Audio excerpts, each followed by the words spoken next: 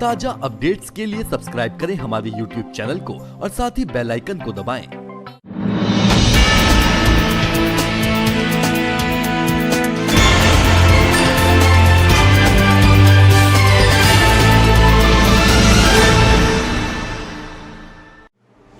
New pension scheme retired कर्मचारी अधिकारी महासंघ हिमाचल प्रदेश के प्रदेश अध्यक्ष डॉक्टर संजीव गुलेरिया ने कहा कि पुरानी पेंशन बहाली के लिए सेवारत और सेवानिवृत्त कर्मचारियों अधिकारियों को जो पुरानी पेंशन व्यवस्था में रिटायर्ड हुए हैं उन सभी के सहयोग से ही सरकार से पुरानी पेंशन व्यवस्था बहाल करवाने में सहयोग की अपेक्षा है।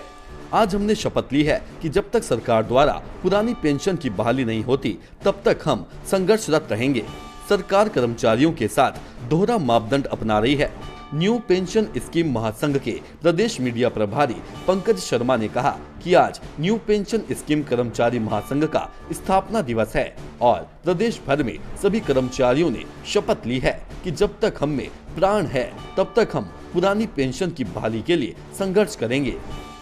हमारा स्थापना दिवस भी था और हमने श्रद्धांजलि समारोह जो है यहाँ पे किया है और हमने कसम खाई, शब्द खाई है कि सभी एनपीएस कर्मचारी जो हैं जो पुरानी पेंशन स्कीम में जो रिटायर हुए हैं कर्मचारी और ये आउटसोर्सिंग कर्मचारी देश सेवा में कार्यरत हैं, उन सब ने हमने एक शब्द ली आज यहाँ पे कि हम पुरानी पेंशन बहाली तक अपना आंदोलन जो है वो जारी रखेंगे।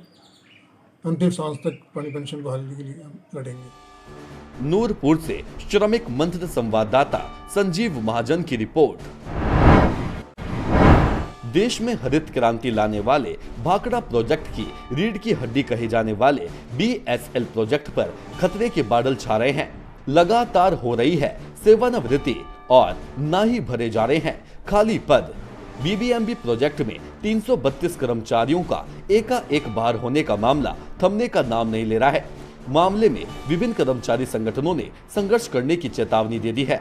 आपको बता दें कि हिमाचल प्रदेश के जिला मंडी में वर्ष 1960-70 में स्थापित बीएसएल परियोजना में निरंतर हो रही सेवानिवृत्ति और पार्ट टाइम कर्मचारियों को आगामी सैंक्शन नहीं मिलने से कार्य व्यापक स्तर पर प्रभावित होना शुरू हो गया है।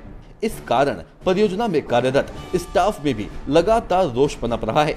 परियोजना में कार्यरत 266 पार्ट टाइम कर्मचारियों की सैंक्शन 30 सितंबर को खत्म हो गई है और बोर्ड से अभी तक एक्सटेंशन की स्वीकृति नहीं आई है। वहीं पिछले 30 सितंबर को ही बीएसएल परियोजना के कुल मिलाकर 66 कर्मचारी सेवानिवृत्त हो गए हैं। इस कारण एकाएक बीएसएल परियोजना को कुल 332 कर्मचारियों का टोटा पड़ गया है। ਅਸੀਂ ਇੱਕ ਗੱਲ ਲੰਬੇ ਸਮੇਂ ਤੋਂ ਕਹਿੰਦੇ ਆ ਰਹੇ ਸੀਗੇ ਜਿਹੜਾ ਪ੍ਰਾਈਵੇਟੇਸ਼ਨ ਹੈ ਨਿੱਜੀਕਰਨ ਹੈ ਇਹ ਬੀਬੀਐਮਬੀ ਨੂੰ ਦੀਮਕ ਦੀ ਤਰ੍ਹਾਂ ਖਾ ਜਾਏਗਾ ਔਰ ਕਿਸੇ ਦਿਨ ਵਿਕਟਸ ਜਿਹੜੀਆਂ ਨੇ ਗੰਭੀਰ ਸਥਿਤੀਆਂ ਪੈਦਾ ਕਰੇਗਾ। ਉਹ ਹਾਲਾਤ ਹੌਲੀ ਹੌਲੀ ਬੰਦ ਹੈ। 2005 ਤੋਂ ਪਹਿਲੋਂ ਤੱਕ ਕਿਹਾ ਸੀਗਾ ਕਿ ਜਿਵੇਂ ਕਰਮਚਾਰੀ ਰਿਟਾਇਰ ਹੁੰਦੇ ਸੀ ਪੋਸਟਾਂ ਖਾਲੀ ਹੁੰਦੀਆਂ ਸੀ ਘੱਟੋ ਘੱਟ ਬੀਬੀਐਮਬੀ ਦਾ ਜਿਹੜਾ ਆਪਣਾ 30% ਕੋਟਾ ਹੈ 33% ਉਸ ਕੋਟੇ ਤਹਿਤ ਚੀਫ ਲੈਵਲ ਤੇ ਭਰਤੀਆਂ ਕੀਤੀਆਂ ਜਾਂਦੀਆਂ ਸੀ ਪਰ ਉਸ ਤੋਂ ਬਾਅਦ ਇਹਨਾਂ ਨੇ ਬੰਦ ਕਰ ਦਿੱਤਾ ਔਰ ਸੈਂਟਰਲਾਈਜੇਸ਼ਨ ਕਮੇਟੀ ਬਣਾਤੀ ਤੇ ਬਹੁਤ ਨਿਗੁਣ ਹੈ ਜਿਹਨੂੰ ਕਹਿੰਦੇ ਨੇ ਊਠ ਦੇ ਮੂੰਹ 'ਚ ਜੀਰਾ ਦੇਣ ਬਰਾबर ਇਹ पोस्टा भरते हैं। बीएसएल परियोजना में आज 400 से अधिक पद खाली पड़े हुए हैं और 30 सितंबर को 102 लोग भिन्न भिन्न कैटेगरी के रिटायर हो गए हैं।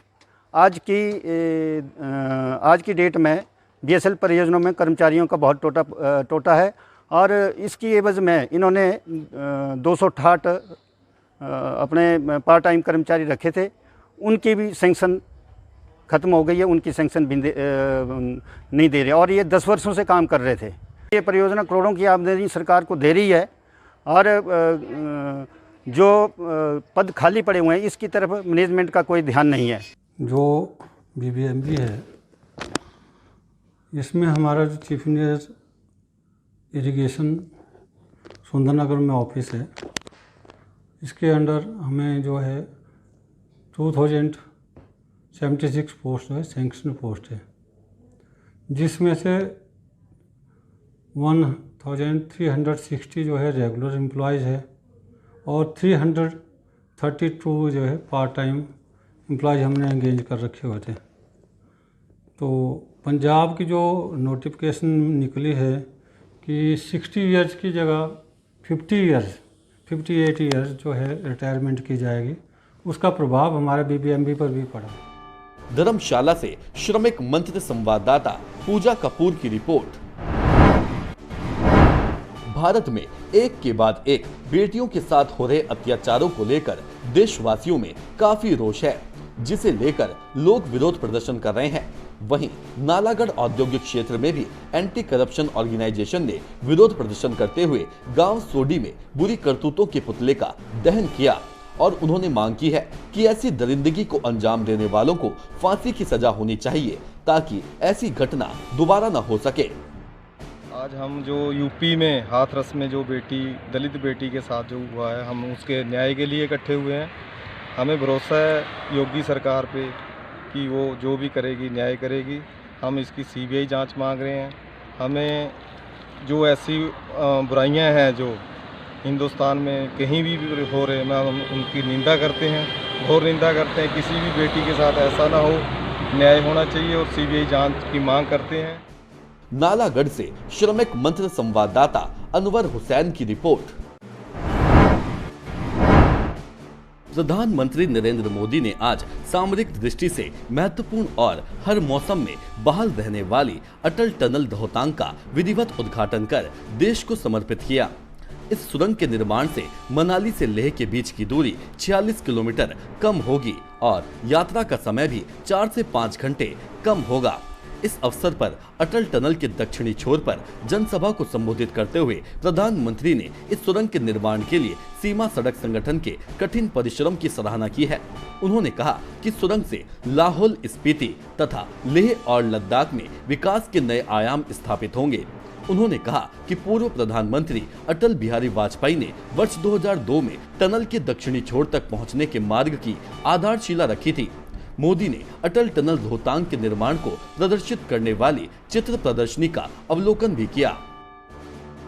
रोहतांग से श्रमिक मंच संवाददाता अनवर हुसैन की report. DD College Dehradun. Admission open for academic session 2020-2021. Course available BSc in Computer Science, Agriculture, PCM or CBJET.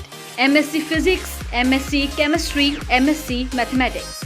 BBA, BCom Honors, MCom. BA, MA English, MA History. PG Diploma and MA in English. B.Ed.